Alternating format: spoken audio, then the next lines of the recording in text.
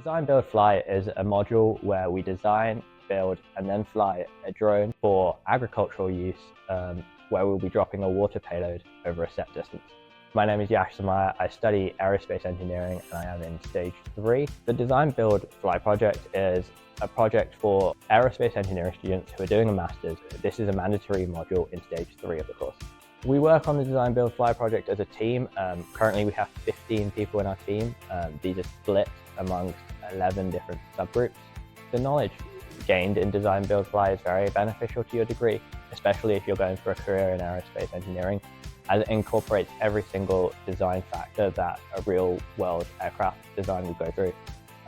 So something like an Airbus or Boeing will go through these same design phrases, just in greater detail. Each year in the Design, Build, Fly module, we build the aircraft straight from scratch. We do get good access to the technicians, and a lot of our manufacturing will be done in-house depending on what's available in the school. Most things can be done in-house, and most of the materials we have in school. Our goal for the year is definitely to have a plane that gets off the ground, but also to just have fun, learn a lot, and try and build a winning plane.